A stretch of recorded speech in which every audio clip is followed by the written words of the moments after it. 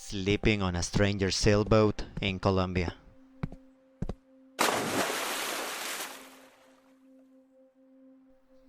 This happened to me in mid-February of the year 2021. My friend and I traveled to Cartagena, Colombia, which in hindsight was not a particularly smart or safe decision, as we encountered multiple terrifying close calls that I simply won't mention in this post. Towards the end of our 10-day trip, we decided to take a boat to the party island of Cholon. That's Cholon, Cholon.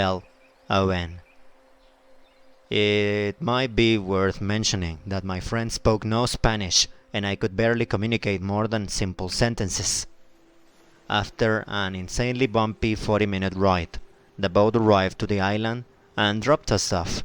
When we noticed that we were the only ones getting off, we tried talking to other people.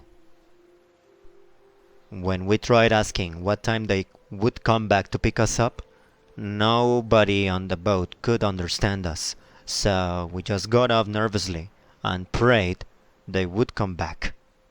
I was completely panicking, but I did not want to ruin my experience of this beautiful island, so I stripped down to my underwear and I immediately jumped into the water in an attempt to wash away my anxieties. There was a fat, middle-aged white man with a bandana on his forehead, laughing from a table on the shore, and he made a joke about me swimming in my undies. We walked over to chat with him, as he appeared to be the only English-speaking person in sight. As we approached, we noticed that there was a girl sitting next to him. He asked us to join him and started buying us drinks.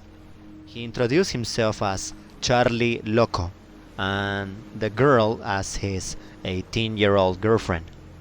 She seemingly couldn't have been older than 14 years old, and I found it suspicious that he needed to mention that she was 18. My friend didn't seem to notice how young she looked until we went for a walk, and I pointed it out to him in private. When we joined him again, he explained that he had spent every winter in Colombia for the last 9 years, but couldn't speak a lick of Spanish, nor his girlfriend English. She communicating everything to us via Google Translate. After getting us pretty drunk, we realized that the boat was not coming for us. My anxiety came back again, and I realized that we had no way off the island. Charlie Loco told us that he had a 40-foot sailboat parked on the water and offered us to stay the night, saying that he could ride us to shore in the morning and call us a cab, which is basically 12.10 meters.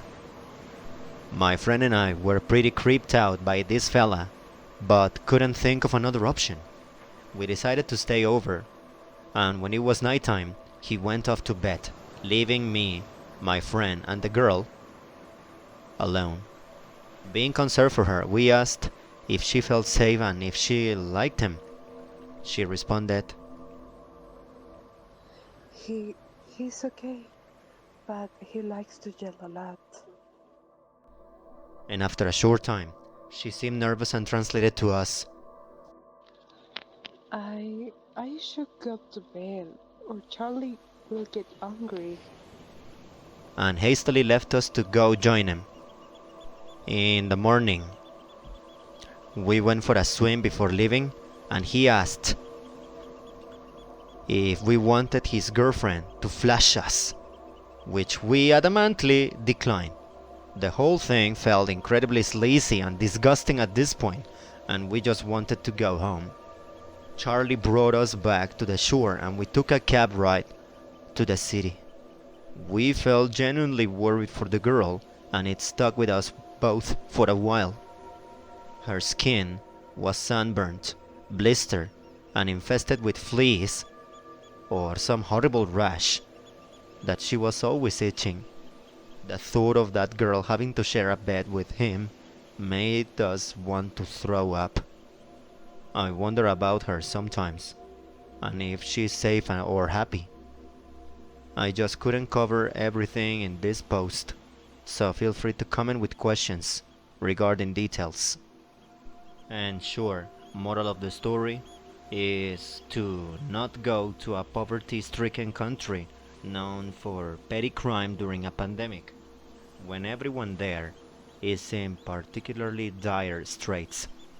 Oh yeah, and we also stuck out like a sore thumb due to the fact that my friend was a blonde-haired, blue-eyed Aussie person, Australian, that weighed 110 pounds, which is basically 50 kilograms.